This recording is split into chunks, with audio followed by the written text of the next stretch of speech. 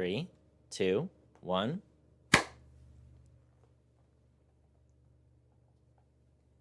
Welcome to Opinion Havers, a movie podcast for the Sax Man.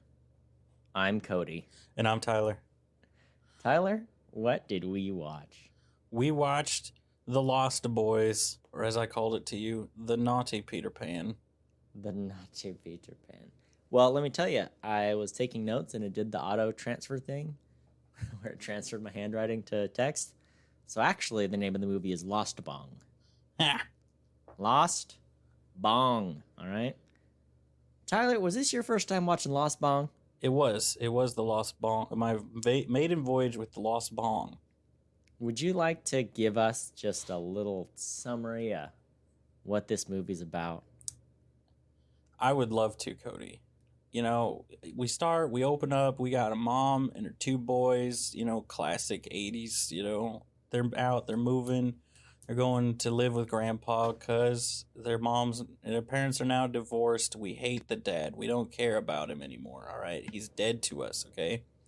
You know, why? I don't know. But he's gone. He's out of the picture. Now, where are they moving? To California. Beautiful Santa Clarita? Clara? Santa something. Let me tell you. The first two towns you said are real cities in California. You know what isn't a real city? Santa Carla drove me crazy. I was like, it's so close to being right. Anyway, carry on. Santa Carla. Santa Carla, you know? Not a real city, probably. I mean, or maybe it is, but it wasn't shot in Santa Carla. So I did my research on this. It drove me that crazy. When I looked it up, Santa Carla came up as a suburb of San Jose. So, well, there you go. Maybe you're a crazy person. Maybe I'm crazy. So let me tell you, doesn't Santa Clarita just roll off the tongue? As does Santa Clara, which is also a place. Santa Carla, your R is on the wrong look. For Spanish, it's not in the right spot to make it to give you that good feeling you need. But you know what is in the right spot to give you that good feeling that you need? Lost Boys. Kiefer Sutherland. He's there. They're on the merry-go-round. They're tearing it up. A bunch of crazy kids, you know. And, you know, they're doing drugs probably. Older son, you know, he's out here tearing it up, stalking women. You know, it's the 80s. It's a good time. And then he falls in with their gang of miscreants, of troublemakers, you know, out here causing a scene on the merry-go-round, all right? And then, you know, that's when Peter Pan swoops in. Really fixated teaches them how to fly. Merry-go-round. Well, here's the thing. When you're a hardcore gang member or whatever out here doing stuff and your go-to spot is the boardwalk merry-go-round, What? You're saying there's things about this movie that didn't make sense to you? Everything made sense, Cody. How dare you? It was crystal clear. Okay. So let me ask you this. First off, I guess for context, this is a Bailey pick. Bailey, a few weeks ago, she picked The Cave. We watched The Cave. I was very bored, and I was like, this isn't going to be fun. Wait. Hold on. Let's slam on those brakes, throw it in reverse. What you texted me, what you texted me, Cody, was that Bailey had picked The Descent, which is a very different movie than what you just said. Maybe, hold on. Should we do some research? Did you watch a horror movie? Yeah. About young ladies getting hunted by monsters in a cave? No, it's adult men and women being hunted by monsters in a cave. So okay, maybe it's not but it's not like a hard horror. I would say it's more of like a thriller action movie. They did come out in the same year, so there you go. The Cave and The Descent came out the same year. Yeah, that's what I'm saying. So anywho, so you watched? I watched The Cave, and I was like, this is not great. It's not awful enough to be like, what? What do you find? You keep going. Okay, you keep going. You give me Give me your quick. Anywho, we were on hits. a bit of a break anyway, and I was out of town for a week, and yada yada yada. And you had, I don't know, a tooth pulled out of your head. Anywho, we hadn't recorded in a bit, and I remembered nothing about The Cave. I didn't want to rewatch The Cave. I got Bailey to pick a different movie.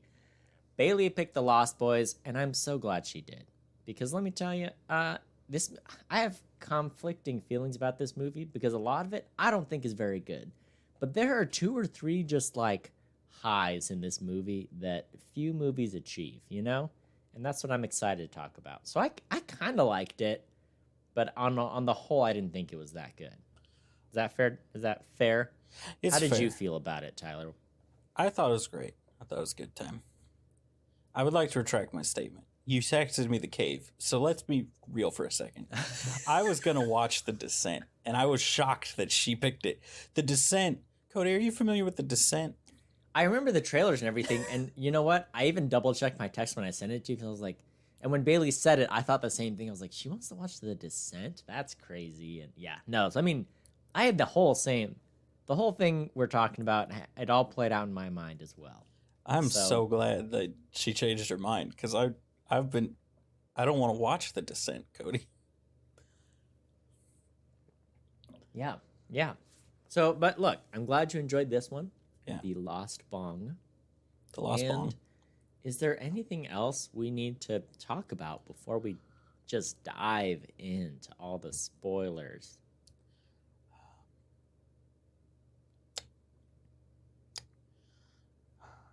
Tiffany pointed out there's a lot of overlap with Stand By Me, which is another R-rated film that Tiffany has seen. So, you know.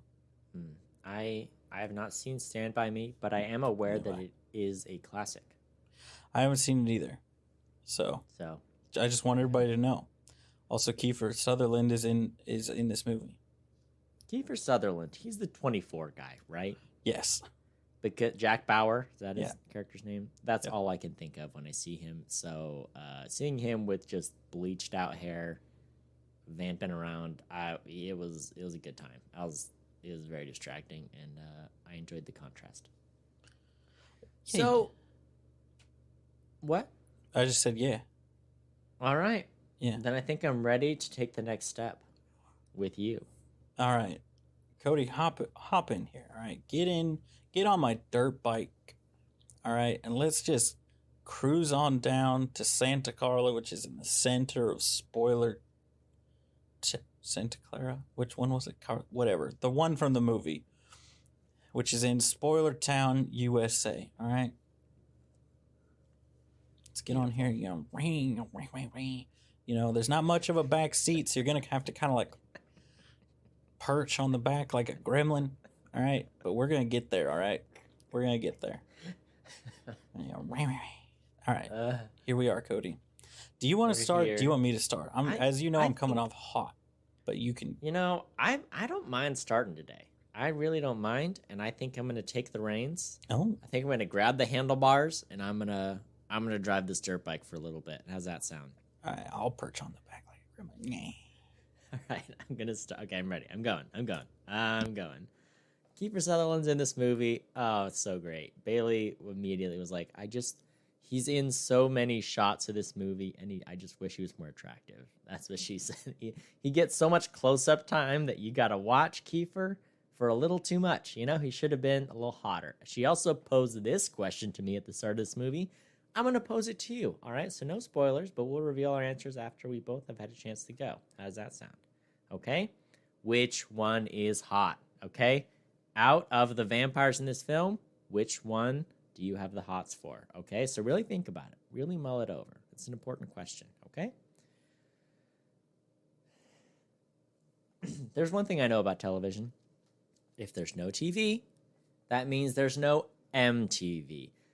Tyler, I know that we're both too young to fully appreciate MTV, but remember MTV? Remember when people loved MTV for the music and the television of it all? Wonderful. It was a real throwback. I didn't even realize MTV was that old, but it makes a lot of sense because the 80s were just one big music video, all right? That's all it was. This movie started out, I didn't like the merry-go-round scene. The camera angles weren't working for me. I was like, this is not going to be a good movie. And then I was proven wrong. by one man and one man alone. That's right, Saxman. I read through some of the trivia. I was shocked to know that Saxman was not one of the first few items in the trivia. I don't even know if he's in the trivia, all right? We need to do some hard research because obviously the best part of this movie was Saxophone Man. There is a band with just a shredded out blonde dude, no shirt, grease everywhere, just a greasy, sweaty man, lead singing and playing saxophone riffs in between singing. It was a great song, and the movie could have just been that, you know? This could have been a 10-minute short film, just 8 minutes of saxophone action, and I would have been really happy with it. When I was Googling this movie, you know, you can pull it up on different places. I was on YouTube trying to rent this movie. I was like, The Lost Boys. The first thing that came up was Lost Boys, Saxophone Man. That was all people were interested in seeing about this movie on YouTube, all right? From a clip's perspective, there's nothing better than a big, ripped, sweaty man blasting on the saxophone, okay? It was delightful. It was wonderful. They kept cutting away to, like, the main characters, and I don't know why. I don't know why this movie wasn't just a saxophone music video, all right? They struck gold with this man.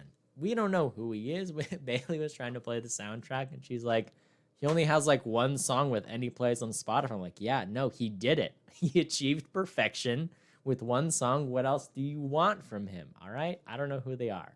I don't know what their deal is, but I needed more of them, okay? A vampire movie. This movie isn't a movie about hot vampires, okay? That's not what it is. It's a movie about vamps on dirt bikes. It's never been done anywhere else. I've never seen a vampire riding a dirt bike. It's better than vampires flying around as bats. It's better than vampires on trains. It's better than a vampire in a carriage. A vampire on a dirt bike, the possibilities are endless. Is delightful, you know? There's some great lines in this movie. I'm at the mercy of your sex glands. Beautiful. Beautiful writing. I was surprised when I looked this movie up. It's a horror comedy. I had no idea. All I knew about this movie was that it's a sexy vampire movie. And it's really not, okay? It's a comedy, vampire, sexy saxophone film. And that, you know, I just don't want anyone to sell this movie short, okay? Remember video stores? I remember video stores. Remember the adult section of video stores?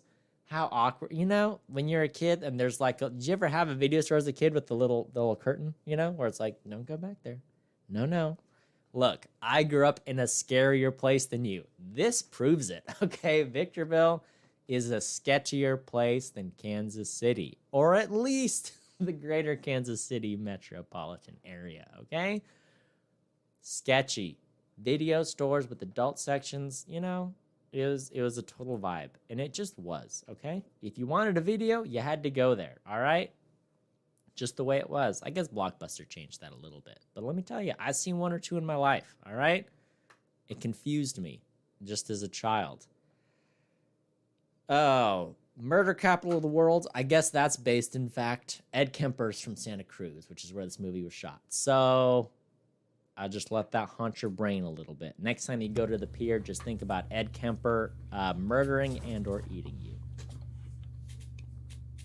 Yep. Cody, I'm going to be honest, I was going to cut you off, but I had a couple Skittles in my mouth, and that really shut my efforts to cut you off down. Oh, yeah. If you ever need someone to be quiet, handful of Skittles is a great way to buy yourself a little time. Yeah. I would recommend it. Here we go, Cody. Are you ready? You're not prepared, but I'm starting anyway, okay? Cody, how dare you? Keith is hot. He's a hot boy, all right? He's out here just being hot, all right? That's what he's doing, all right? Also, I'll have you know there's only one vampire in this movie, Cody. The rest are half vampires. How dare you? But, you know, fine if she's into old guys. But in reality, fake Bret Michaels is a cutie, all right? Let's be real. He's fake Bret Michaels. That's what we all know him as, and he's a cutie, all right? My first note is gotta love a good sweaty sax man. That's it. All right, that's the first note. And I'm glad we agree on this. Also, dirt bikes better than motorcycles. Am I right? You got a motorcycle? Nerd? You're a nerd dweeb? We're going to give you a swirly later. You got a dirt bike? Oh, you're cool, you know? You're cool. You're about to save the rec center if you got a dirt bike, all right? You're a national hero, okay? All right, what? Cody, I just have a note here that we're just going to have to discuss later, okay? It's what happened to people in the 80s? What happened to them, all right? Because we got the 70s, they were all hippies and all that, and then, then the 80s came around, and what happened to these people, okay? That's what we need to know. We need to go deep dive into history, find out what they start putting in the water or something in the 80s that they stopped in the 90s, okay? What happened? This movie, right, I choose to believe this happens in the same universe as what we do in the shadows, because the turning into a vampire is largely the same, and it's just these people, they're all acting like it's a big deal, and then what we do in the shadows is just, it's like the American perspective of being turned into a vampire versus the New Zealand perspective, okay? What are they doing over there? What are they doing in New Zealand? Over there, they're going out, they're eating fries and projectile vomiting blood across an alleyway, they're just having a grand old time, okay? Here we're killing vampires and starting a whole thing. We're calling children in to kill the vampires. These kids, let's talk about these kids for a second, Cody. You just gloss past these. These kids are just killing drug addicts, right? That's what they're doing. They're finding like meth addicts in the streets and killing them. What is their questionnaire? Does he sleep does he party all night and sleep all day? Oh yeah. Do you have long fingernails and all moody and all that? I'm like, you kids are just murdering drug users. You just finding random people just trying to have a good old time. They're here for a good time, not a long time, Cody. That's the motto of a drug user. Am I right? I'm right. Nod your head. You're nodding your head. You agree with me. I agree. I'm glad. So these kids are definitely just killing drug users. So, Cody, do you remember, toss your mind back to the 80s, to the time when you could stalk a girl through a fair, threaten to fight her boyfriend, and then join the boyfriend's gang all in one night, and just really live your life. It was a better time, okay? It was a better time. It was a simpler time. It was a more kids killing drug addicts in the street kind of time, okay? That's what it was, okay? As we all know, Cody, we do learn in this movie, but I'm glad, they teach us this. We all know it. We all learned it in kindergarten. The natural enemy of the vampire is, that's right, the husky. All right, the huskies, they go after these vampires with a vengeance, okay? They can't be stopped, okay? Everybody, Twilight's out here trying to change it. They're trying to be like, oh, werewolves. No.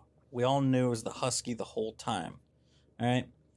You ever telling someone for turning into a vampire? Your brother's out there, he's sleeping all day, and you're out there, I'm going to tell mom you're turning into a vampire. How dare you, what a snitch, am I right? Like,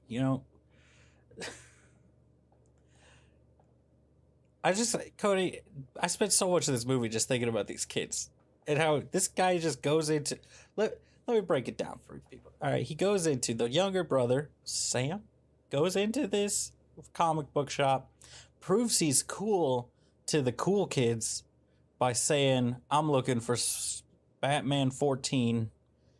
There's only 4 in existence. I'm looking for the other 3. And then says why they're stocking their shelves wrong. And they're all like, this kid's cool. Read this vampire book. We kill vampires. What is happening right now? Did these kids... Is this just the story these kids told because they killed a gang that his brother tried to join? They snuck into like the abandoned warehouse they lived in and killed them in their sleep. And they're like, no, we swear, officer, they were vampires and they were killing people in town.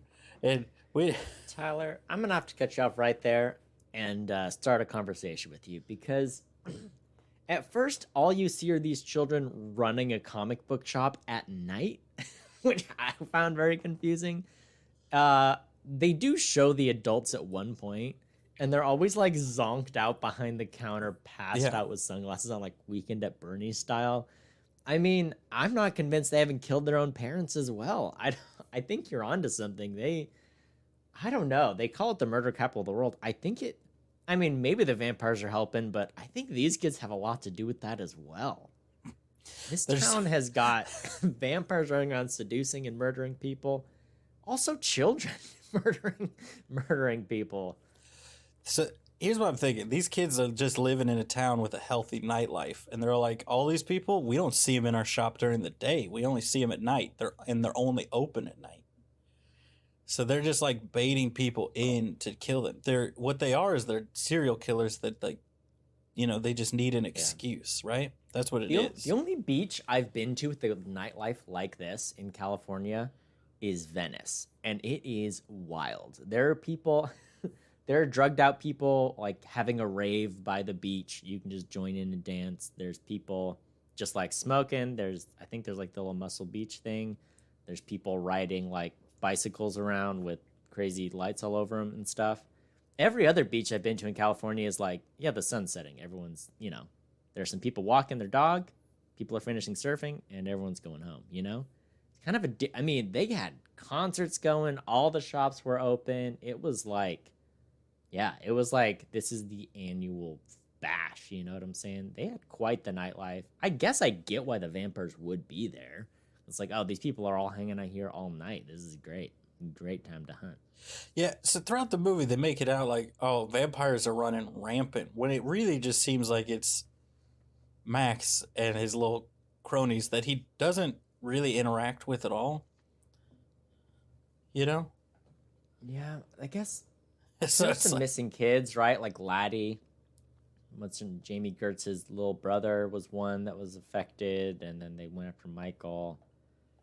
No, but I'm saying, like, these boys are talking about, like, oh, the vampires are everywhere. They're the highest levels of government. There's five or six vampires, and by highest vampires, some of them, yeah. By highest level of government, they mean the guy that owns the video store. Right. Yeah. I thought it was funny too because the younger brother was like, I had to leave Phoenix to come here to a thriving California beach town. I was like, wait, hold on. Who's complaining about moving from Phoenix to Santa Cruz? I wasn't clear why he was like, I had to leave Phoenix. We all know and love Phoenix, and I'm here at the beach now, like some kind of loser. I didn't fully understand that. I mean, I moved from Kansas City to Boston, which a lot of people would say is a similar kind of like, why would you complain about that? You know? You know? No, I mean, I wouldn't be opposed to moving back. No. Given the option. Here's the thing. This is where I think the movie's a little bit weak. I know nothing about Michael. I know that he stares at Jamie Gertz, and he's like, I like Jamie Gertz. He stalks her throughout the thing. Mm-hmm. Gets in a little tussle with the vampires, but then they're like, hop on this dirt bike and come ride with us, you know? Yeah. I know nothing about him. Him and Jamie Gertz, they just exchange a glance. That's really it. They like kind of talk for like a second before they're interrupted. And so and that's like the main driving point is like, oh, okay, he's into Jamie Gertz. Jamie Gertz is into him, maybe, but also she needs help. And there's vampires. Anyway, I don't know. I just knew nothing about him, but then it seemed like his younger brother was a big part of it too, because now he's hunting the vampires with the other children comic book store murderers. I guess I didn't know who the protagonist quite was, and I wish I knew a little bit more about, I wish it was like about Sam or about Michael. It's just about, you know what I'm saying? It's about the scene, man. I also really appreciated, who was it that told him, was it the main was it Kiefer Sutherland? He was like, you're a vampire, Michael. You're like, oh, okay, yeah.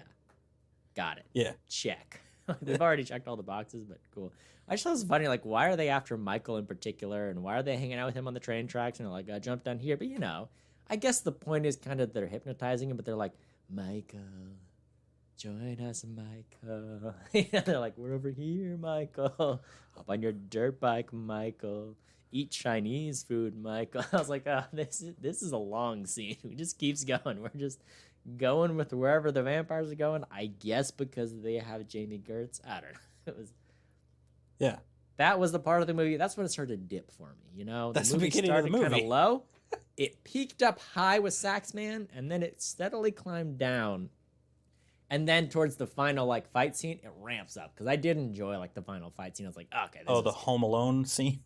Yeah, the Home Alone vampire fight I thought was pretty great. So I mean, those are the two big parts of the movie where I was like, I'm on board for this. This is a good time. The rest of it was like, oh, this is not quite working for me, you know?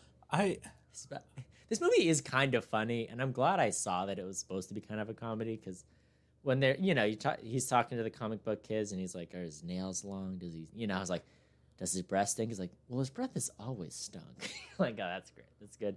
You gotta rib your brother a little bit, at the same time. Oh, yeah.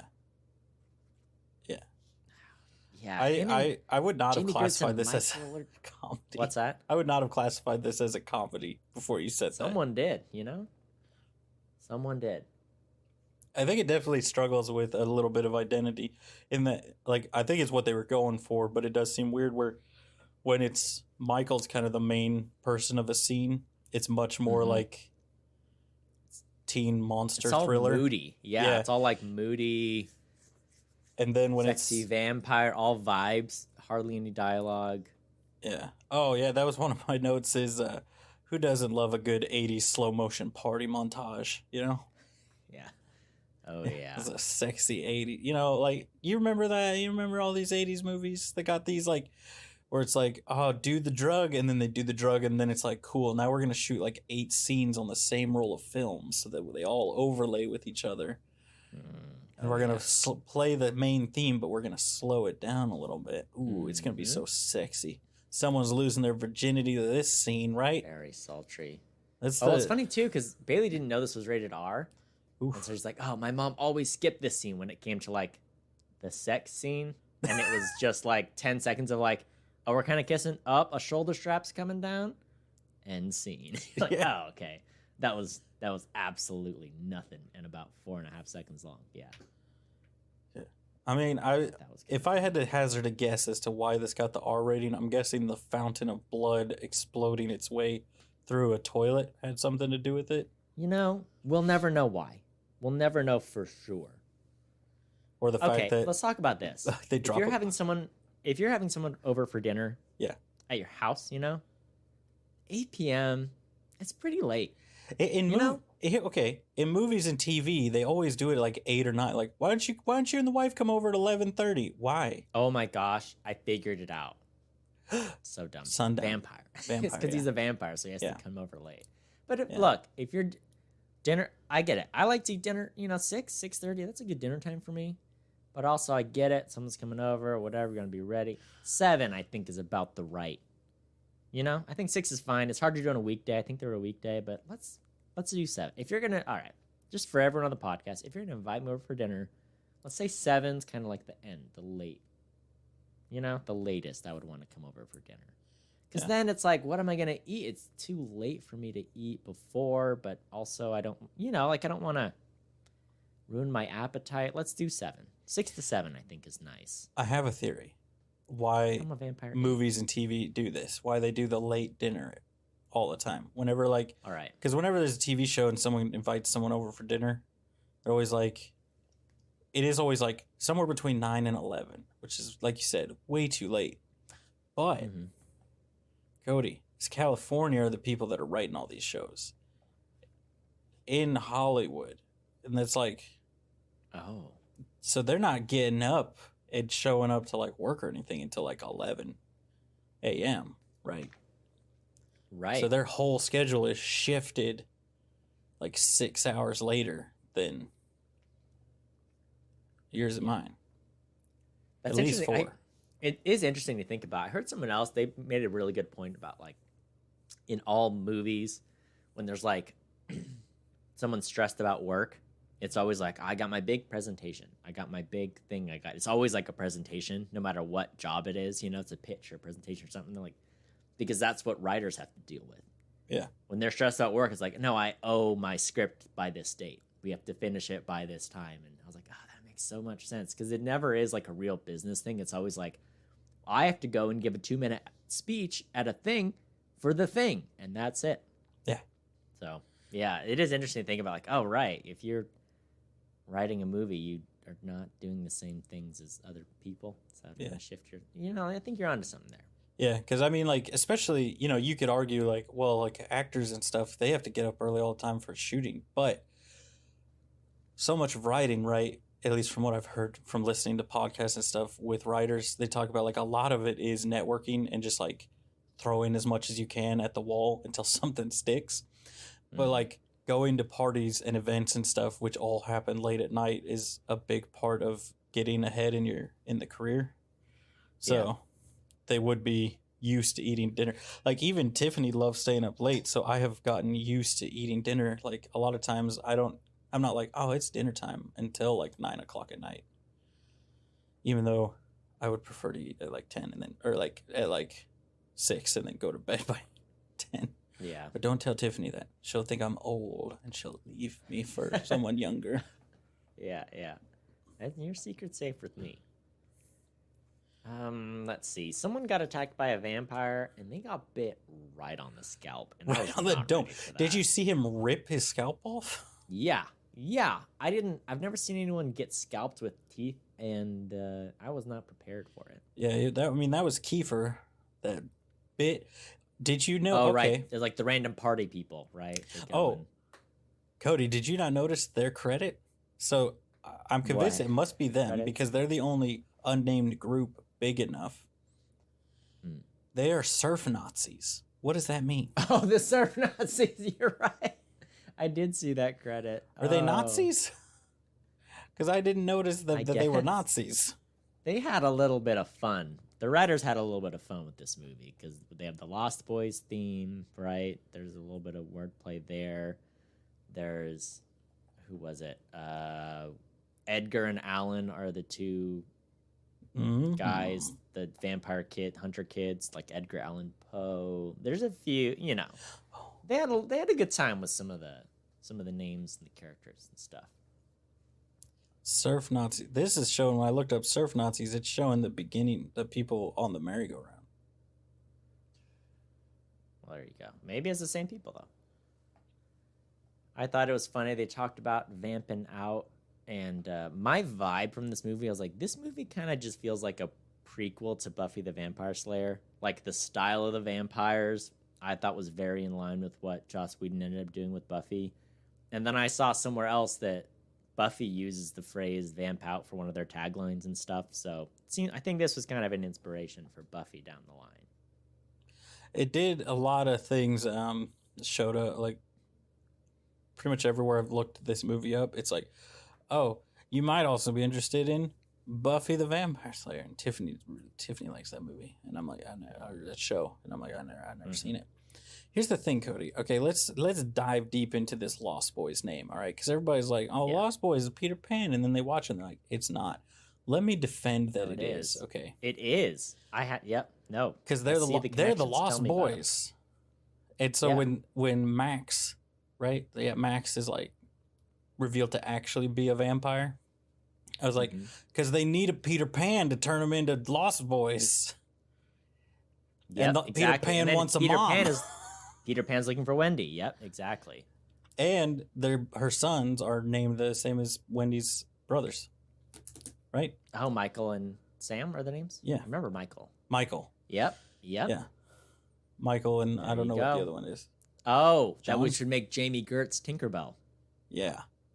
Yep. Right. Star is her character's name. So she's Tinkerbell. Look at that. Mm-hmm. It totally is. Man. I spent the whole movie trying to figure out who Alex Winter was, the curly-haired vampire. Yeah. He's the guy from Bill and Ted. He's Bill, I think? Yeah. Or is he Ted? I forget which one's which. He's the one that's not. He plays opposite Keanu. Keanu Reeves. Yeah, it was driving me crazy. The whole movie, I was like, I have seen his face so many times in my life, and what is he from? And I never got it. I had to look it up. As soon as they pulled up his IMDb, I was like, of course it was. What a fool I've been. This does have a lot of people just in the background where you're like, oh, I recognize that face. You know? Yep, totally. So Michael looks like Bret Michaels, right? Oh, yeah. That's why I called him fake Bret Michaels. Yeah. Fake Bret Michaels, for sure. I guess Corey Haim plays Sam, the younger brother. Jason Patrick plays Michael. I guess they were in I'm thinking of Corey Feldman. I guess Corey Feldman and Corey Haim were in several movies together in the 80s. I think one of them is Goonies. But yeah, they had like a few, so they're like the Coreys or whatever. Yeah, so that's something. Tiffany picked out the Goonies guy pretty quick. She's spot. I'm wearing a Goonies shirt. Oh, it's the map. You fun. See? Yeah. It's another classic. They had a lot of 80s references, like was it Rob? There's a big poster of Rob Lowe, a big poster of Molly Ringwald up in his room. Let's talk about the Rob Lowe poster. Yeah. Yeah. What about it? What? Talk to me. What? Talk to me. What about it? Like, here's what I'm convinced. Why is it there? Everyone who was a teenager in the 80s, all right? Yeah. You're all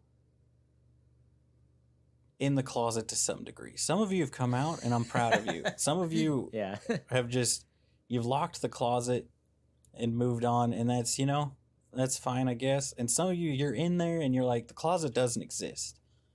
And, Cody, I think you need to look at yourself and think. Let's talk about the 80s. Okay? Did I have a picture of sweaty? Who do we? Shirtless I mean, Rob look, Lowe? Twisted Sister or cross-dressing. You got Boy George out here, who's just an enigma in unto itself. You got George Michael. You got Prince. You got Michael Jackson. There is just a ball of confused sexual energy from the 80s that I don't think anyone's fully unpacked, Yeah. Furthermore, this was directed, I don't know if you know this, by Joel Schumacher, a famously gay director. And, it makes a fun little curveball of who's on first, what's going on, and who wants to do who, Who's trying to bone what. Yeah, he's pretending like, oh, I'm after Star, and then he sees Kiefer. And he's like, oh, yeah. I've been awakened, all right? And that's why he went with them.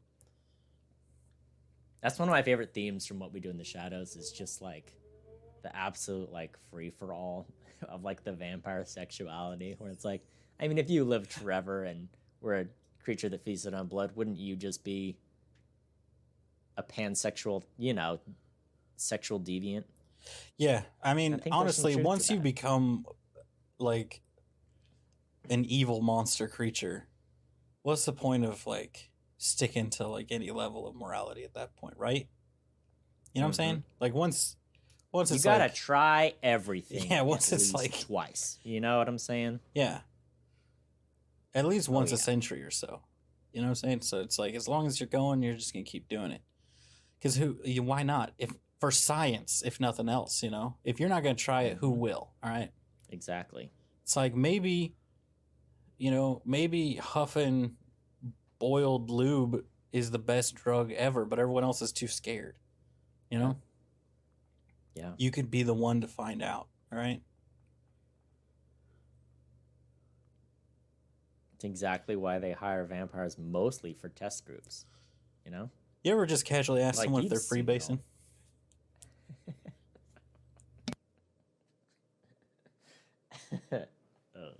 Just like drop it in conversation, like, are you freebasing? Mm-hmm. Which I had to look it up to make sure that I understood what it was. It is basically asking if there's, is it cocaine? Are you smoking cocaine? Like, are you taking cocaine, distilling it down to its most basic and potent form and doing that drug? Yeah. Yeah. Have you moved past snorting it? And have now moved to you're in a stall at the 7-Eleven with a spoon and a lighter, all right? Mm-hmm. Cody, are you freebasing? I might be. I mean, who isn't these days? You gotta. Yeah.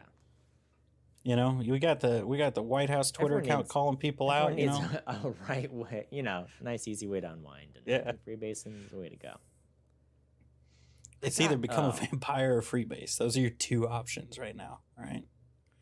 Let's talk about this. Right. If you're a child, and you have a friend or two, and you're in a cave, and there's 4 vampires hanging from the ceiling, and you need to find out which one's the main one, and you have 4 stakes, why would you stab them one at a time? This is what drove me crazy about it. First off, when they killed Alex Winters, the amount of liquid that came out of him was unsettling. I was not, because it wasn't even just blood. It was like goop and brown and yellow. I didn't like it. Number 2, you gotta double fist the stakes, get your friend to double fist stakes, and you go 1, 2, 3, bam, you get 4 kills in one go. Yeah. I mean, what's the worst case scenario? That you get not all 4? Well, guess what? They didn't get all 4 with the one at a time method either. So, and later they're talking like they knew that these guys are going to go out violently. Mm-hmm. Yeah, like, so you never know what's going to happen. They could melt. They could explode. There could be an earthquake. Yeah. And here's what gets me. Here's what gets me going. All right. So there's a sequel to this movie that came out in 2008. I have not watched it, but I've seen very little information about it. But it has the 2 vampire hunters in it, which makes me think that they've come back as vampire hunters. And if I watch this movie and I find out that they are now like cool vampire hunters, I'm going to be so mad. The only way that you can make this movie like a sequel to this movie is if it's them and they are still idiots who just own a comic shop and then pretend like they're vampire hunters, but really they have not dealt with vampires since they were children in that one time. Mm-hmm. Yeah. I can't even imagine the sequel to this movie that came out when they get out years later. When they get out of there, when they get out of the cave, you know, and then it's just like we folded in the face of the enemy, man. I'm just like, oh. Like, I'm sure if we looked hard enough, like that whole exchange between them two is like a reference to like a Vietnam movie, like a movie about the Vietnam War or something. Sure. Yeah. But it was just so funny that he's like, we folded, man. And he's like, get up. And they're shaking him. And I'm like, these are children. These are children that just murdered a random dude in a cave. All right, that's what happened. Okay, speaking of random dude in a cave, Cody. Oh, yeah. Let's talk about Kiefer Sutherland's feet. Okay, yeah, the big claw feet. The big, long vampire feet. Yeah. Yeah, I mean... It was unnecessary. I wasn't prepared for it, but they were there. Absolutely. They can fly. So you could have just said they're kind of just standing on the ceiling. Or like their feet. I've seen other movies where they just have their feet hooked up on a bar or something. You know, like normal feet in their shoes or whatever. Like this is the first one where they're ever like, oh, they're vampires, though. That means they have bat feet to hang from the ceiling. Check this out. Check this, though. Joel Schumacher, known foot fetishist, all right? You got nothing. Look, you think Quentin Tarantino likes feet? This man specifically made extra long claw feet that got a close-up. It's a whole other level. Can I take us on a small tangent here? Yeah, yeah. I love interviews with actors talking about Quentin Tarantino because they all make him sound like the most annoying douchebag in the world, and they always give him they do an impression of his voice, which is annoying, right? And he sounds like an annoying dweeb. And then they're like, "Would you ever work with him again?" And they're like, "Absolutely, 1,000%, no question." You know, like he's the best director I've ever worked with. You know, like specifically, I always think of the interview with Jamie Foxx where he's like telling him like, "You're not cool, Jamie Foxx. You're playing a slave," you know, and like yelling at him like, "You have to be a slave." And like everybody's like, "Oh, would you ever work with him?" He's like, "Absolutely, yeah." You know, And I'm just like, it seems to be like all of everybody's interaction with him. They're like, "Yeah, no, he's the worst. He's my favorite person to work with, though." Yeah. Oh yeah. Now it's a good time. You know, it's like I love hearing his interviews because you're right. He's such a dweeb about the most specific things. Like he has a podcast now about he and a friend like bought out a video store in like the 80s or 90s. So they have just like this ginormous archive of 80s and 90s video cassettes, and now they're like rewatching through them and having like he has this encyclopedic knowledge of like late 70s to early 90s video, which is such a specific niche thing to be into. And it's amazing, which shows, right? I even heard him, he did an interview a little while ago and heard him talking. He's like, well, I do genre films, very specific, like genre films, but like all my films are, you know, it's like, which makes sense, right? Like if you saw any of his Western movies without knowing what a Western was, you wouldn't enjoy it as much, you know, but if you've seen a mob movie or whatever, you know, a crime movie, a heist movie, a martial arts, kung fu movie. Like all his movies are based in those realms where he's like, no, this is a very specific type of Western, and that's what I'm doing. I'm doing an iteration of that, but I'm an Academy Award winning writer, you know? So you're like, which is what makes movies interesting, but yeah. Man, is he a weirdo. Love it. Yeah, I view him and Guillermo del Toro as very similar. Like they just kind of go as hard as they possibly can on the type of movie they're making. Which I sent you that text because Tiffany and I recently watched Pacific Rim because sometimes I just get, it's like I just want to see a robot fight a giant monster. Like, yeah. You know what I'm talking about? Like there's nothing better than Pacific Rim for that, right? Like the only thing close to it is Transformers. Right? If you just want the giant robot fight. Right. And I was just like, this is the guy that made like Shape of Water. And so that's why I texted you. I was like, he really just is like, does this add to what we're trying to do with the movie? It's like, so like I could imagine them like adding stuff in that's like this doesn't make sense. He's like, but does it make the movie a cool kaiju robot fight movie? Yes. Put it in. I don't care if it makes sense. Does it add to the weird fish sex vibe we're going for? Yes, add it in, That's just like both of them, It's like Quentin Tarantino, you might wake up with him sniffing your feet in the middle of the night, but you deal with it, okay? Because you're working with a genius. Adds to the movie. Yeah. Are you going to watch the Guillermo del Toro horror series that's coming out in October? Which one was that? I forget what it's called, but he's got like it's like a Cabinet of Curiosities kind of miniseries of spooky episodes. Oh, I hadn't heard about that. I think they're like dropping the week or two before Halloween, so it's gonna be spooky season. It'll depend on how scary they are. So knowing him, he seems to go more with like unsettling and spooky. It seems like in some of his stuff than full. Yeah, but I think this one's like nightmarish. We'll see what it is. Yeah, we'll see. This movie. Okay, let's talk about Lost Boys a little more. Okay. There are some funny bits. I think the funniest bit for me, personally, was the holy water run they made, where they're like, we need holy water. So they like walk into a church in the middle of like a baptism or a christening or whatever, and they're like dipping their canteens in the holy water, and they're like, see ya. And they leave. I got a kick out of that. I did enjoy it. I will say this movie had a jump scare that super got me. I don't know if it got you. Do you? Oh, your eyes popped. None of the jump scares got me, so I didn't know there really was a jump scare. They were in the house. It's in the final stand in the house, and it was the dark-haired vampire coming down from the ceiling.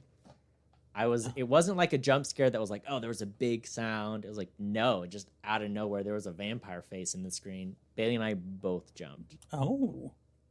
We got. I was impressed because, it's easy to do a jump scare. So when someone gets a real earned one for me, I was like, you know what? Kudos. Good for you. I will say the final twist of the movie, right? So they kill the vampires, and they're like, it didn't work, Who's the guy? And of course, it's the video store owner. I honestly didn't see it coming. I thought he was just the red herring in the middle of the movie. They do all the things to check if he's a vampire. They're like, oh, it's negative. Didn't work. I didn't see it coming that he was the guy. So, good for them. I lost my fiddle pen.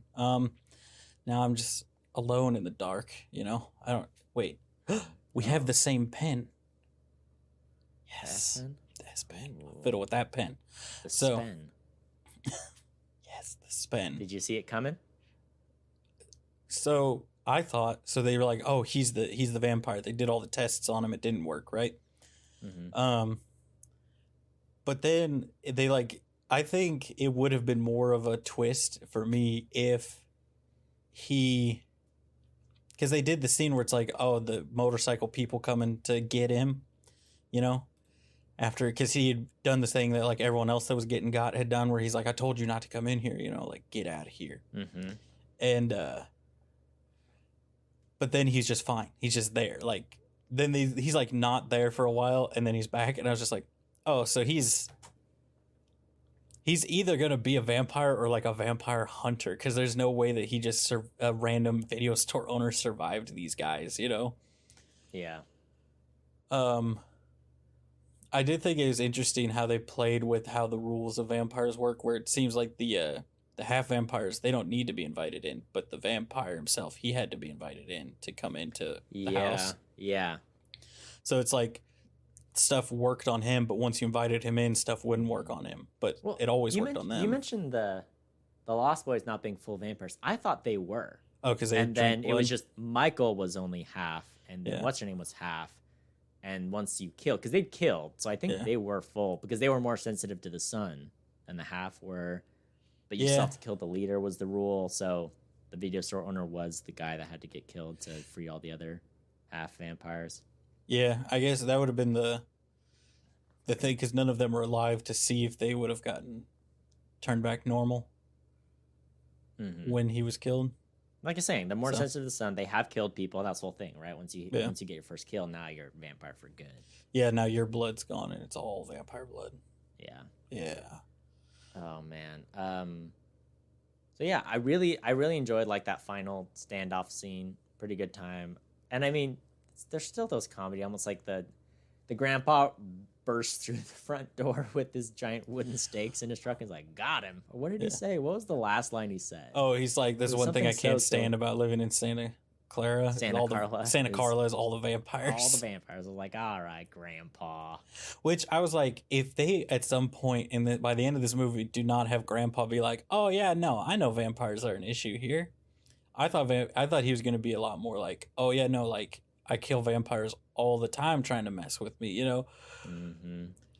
Which I think it is funny because I feel like if this movie came out now, first off, I think the movie is good because it's an 80s movie. I think if they released this same kind of movie now, it just wouldn't hit the same without it being like an 80s movie.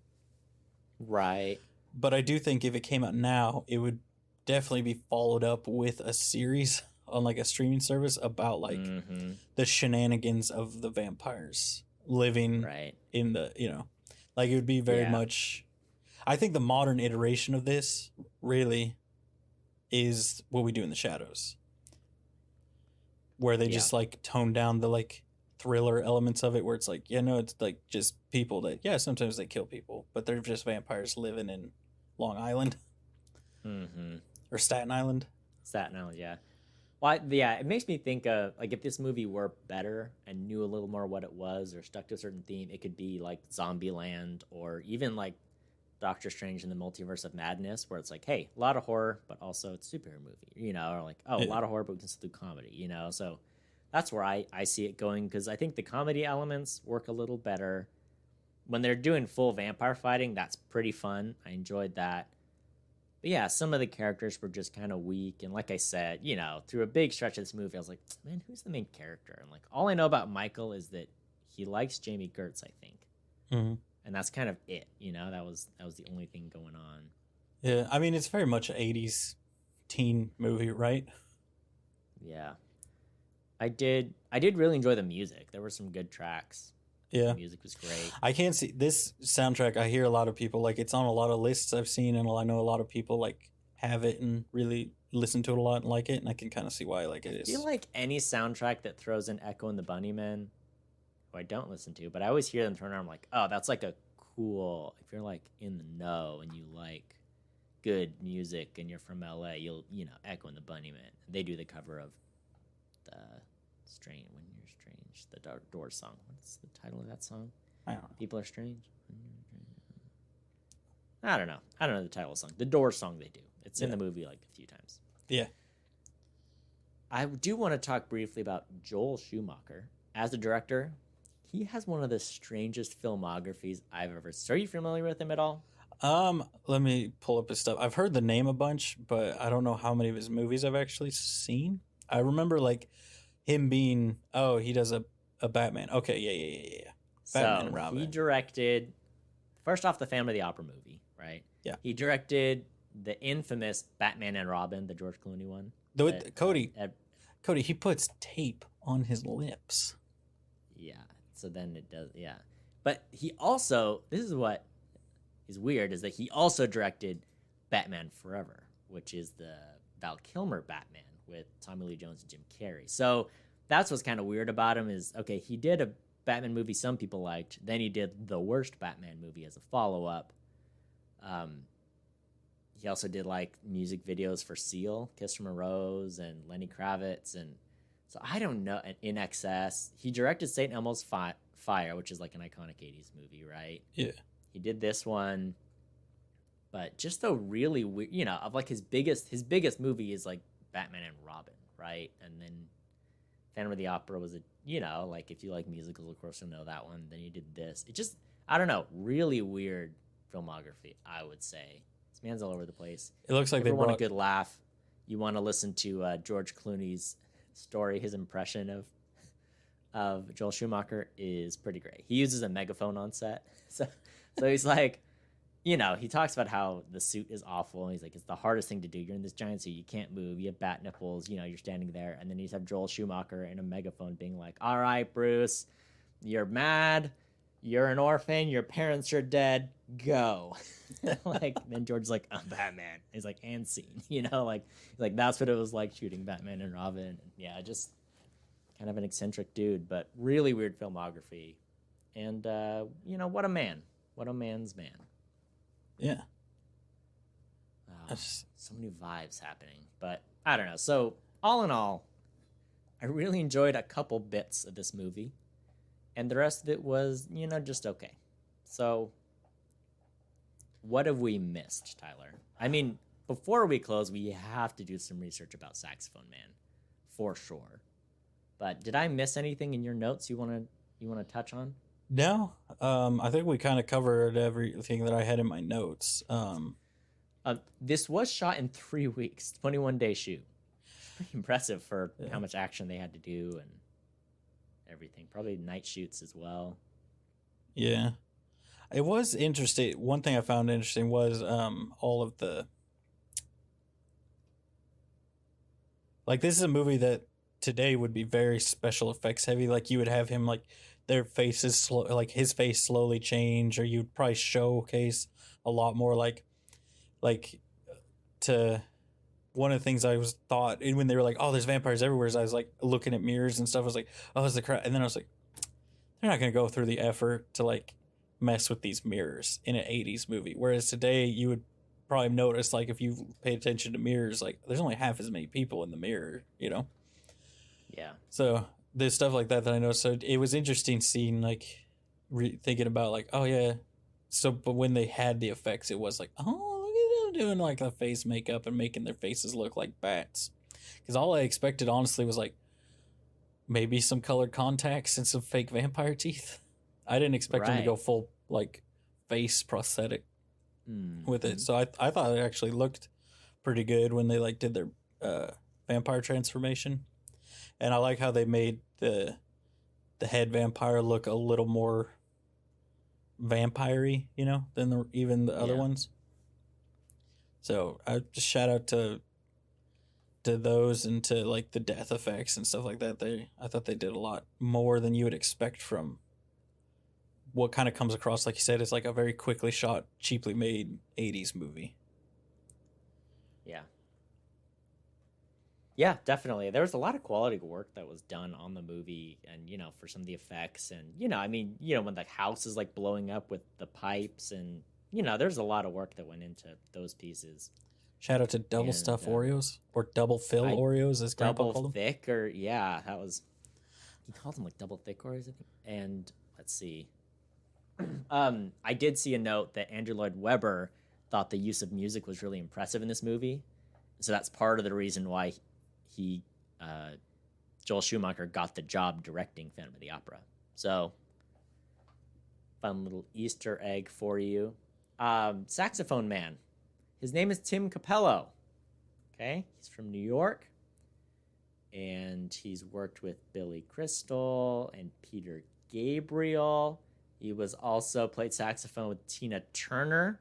He also plays the keyboard. He's got some songs that are in Mad Max Beyond Thunderdome. And he did some saxophone and some backup singing on Proud Mary, it looks like. He toured with Ringo Starr and the All-Star Band for a while. So, yeah, he's the real deal.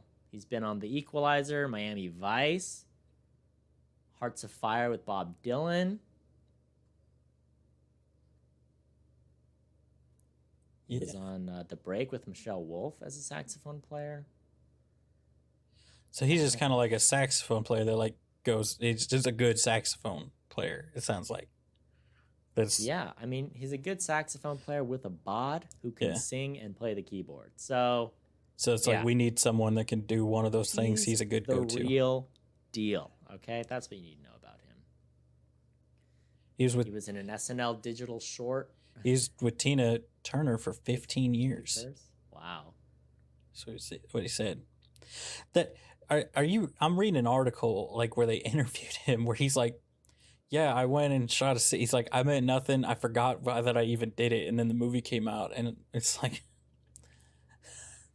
so this was such a non-blip on his radar. He's like, yeah, I was in my early 30s. It meant nothing. Like, it was just a quick, a gig, basically. He had a whole music career, yeah. I think if you've ever heard of the YouTube star Sexy Sax Man, I think he's roughly based on this guy's performance in I love the Sexy Sax Man. Have you ever seen Sexy Sax Man? Cody, let me tell you a story, okay? I play D&D sometimes. I made myself a bard who plays the saxophone, who I based entirely on Sexy Sax Man. There it is. And so anytime I was like, I'm going to start playing my saxophone, I bought a small like training saxophone that I would take with me to thing. I didn't learn how to play it. I ended up giving it to my nephew. He loved it. Colorful buttons and it's plastic. He loved it. Anyway, I would play the Sexy Sax Man song when I was inspiring people in the game. So I'm familiar with Sexy Sax Man. Yeah. This interview article, here's a quote from Capello. You always oil up. Every night with Tina, no. I would oil up. It's always just what you did. It was kind of like you were wearing a shirt. You were wearing a flesh shirt that was shiny. That's a quote from this man. Oh, that's awesome. What a way to live your life. I saw a piece of trivia that the characters in this movie say the name Michael about 118 times. So at least once a minute, if not a little more.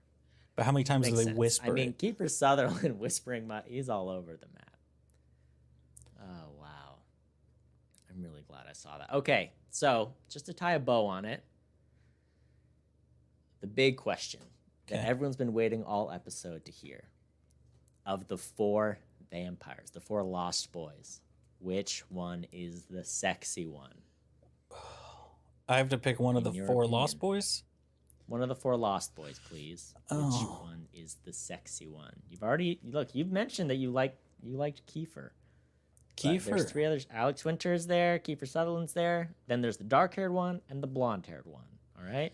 Which of the 4? Let me pull it, because I know I have a pick. Let me pull up the pictures here, though, just so I make sure that I'm looking at them, So, can we agree, that I think if, let's see, hold on. Billy Wirth, who is the one that gets killed, right? First, he's the slut, right? Okay? He's the one in the cutoff. By Alex Winter? No, he's the one played by Billy Wirth. Yeah. Billy Wirth. He's the dark-haired one. No, not the dark. The one that with the curly hair. Is it, or, yeah. I think you got them mixed. I'm looking at the picture here. And it said, IMDb, they always like from left to right. Here's this person, this person, this person. Yeah. But now they're switching it. So I guess Alex Winter is the right one. I don't know. The one that gets killed. Alex Winter's the curly hair one. Yeah. Bill and Ted. The one in the cutoff. He's the slut vampire, right?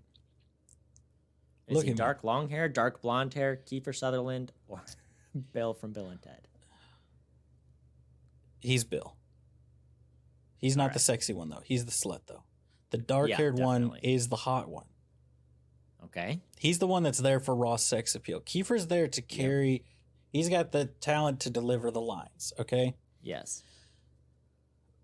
Alex Winter, Bill, right? He's there for where you're like, I could get with one of these vampires. Like, I've got a shot with that vampire, right? Yeah. Is it Brooke McCarter? Is that the dark-haired one? I don't know. No. He's the blonde one. I thought that was Billy Wirth. Billy Wirth is the dark-haired one. Yeah, Billy Wirth is the dark-haired one. He's there for the raw, like, oh my gosh, sexy vampire vibe. All right? Right? You gonna look at me and tell me I'm wrong? I agree.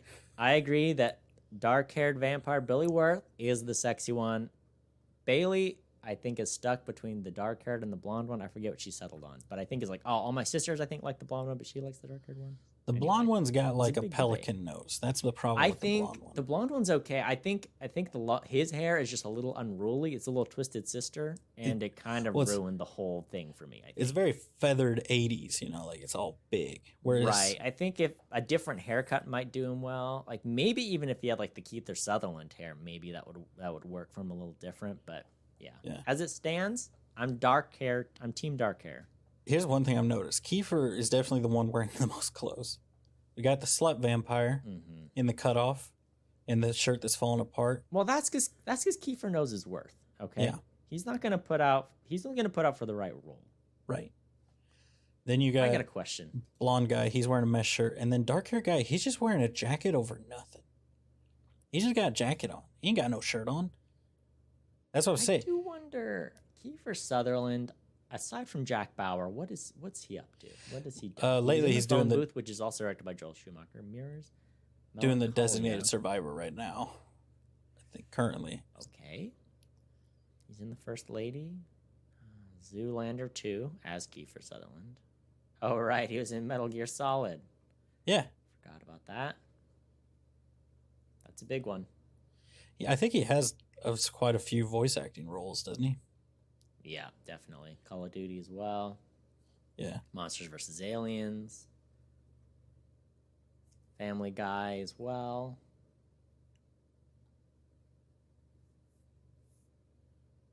He's got quite a few credits. Wow. Oh, yeah. Google started most known for his iconic television roles. Yeah, from 24, I think is what most people know him as. He's directed a couple music videos and a TV episode, so he's not a one-trick pony. All right, he can voice act, he can act. He's got. Oh, I guess Designated Survivor's done. So take that back, Cody. Don't try to watch that show and expect him to still be in it, because it's done. It's over. It's over. I think. Plays Franklin Delano Roosevelt in the First Lady TV series. Cool. Just came out. He was in Stand By Me. How dare you not notice that? All right. Wow. He does appear to have been fairly. He's in Flatliners, right. Which is another movie. He's in A Few Good Men as well. Schumacher. It's a good one. He's very active in the 90s, I think, in movies, and then moved to TV. For sure. Then he did TV in 2000s. Yeah. Well, Tyler, are you ready to slap a rating on this movie? I'm so ready. But are you ready is the question. You seem more conflicted, more against this movie, all right, than me. I've gone back and I've gone forth. And I think I know what I want to do. And I hope I don't break anyone's heart, but I'm ready to do it. But do you want to go first? I want you to go first, Cody. I want to know what you're saying. Look, while I enjoyed the highs of this movie and I got a good laugh or two out of it, I think this is a movie that just had a lot of potential that it didn't reach. There's too many sighs that I had where I was like, oh, where's it? All right, Cody, let me stop you right there. The shirtless saxman hasn't been here a long time. This movie crawled, so what we do in the shadows could run. Okay. Yes, that's what we're talking. Precisely. It's a very good way to put it. Take that into account. I think I'm going to give this one a C-. The highs were great, but it just wasn't enough to lift the movie beyond that for me. And see, so for me, where are you at? I liked this movie. I thought it did a good job. I thought it was a good 80s romp, I'm glad we watched it. I even, partway through it, I was like, man, I kind of wish that I had bought it instead of renting it, which is what I did. I give it a C. Full C. Not the C-. I'm confident in my C. All right. I almost went up to a C. I almost did, but I have to be true to myself, true to my heart. Just like 98 Degrees sang in the credits of Mulan, you gotta be true to your heart. Yeah. Wow, what a great episode! Appreciate you sticking through with me, Tyler. Thank you. Yeah. And we learned about the Sexy Saxman and the history of Joel Schumacher. And, I think we're better people for it. Thank you, listeners, for sticking through it with us. You can follow us and share us with your friends wherever you find your podcasts. You can also come at us on social media. We post some memes every now and again, and you're welcome to recommend movies to us at Opinion Havers, Twitter, Instagram, and Facebook. Until next time, watch movies. And have opinions. And always remember the immortal words of Mr. Capello. Always oil up. Always oil up. I'm oiling up right now. I'm getting ready. It's like wearing a flesh shirt that's shiny.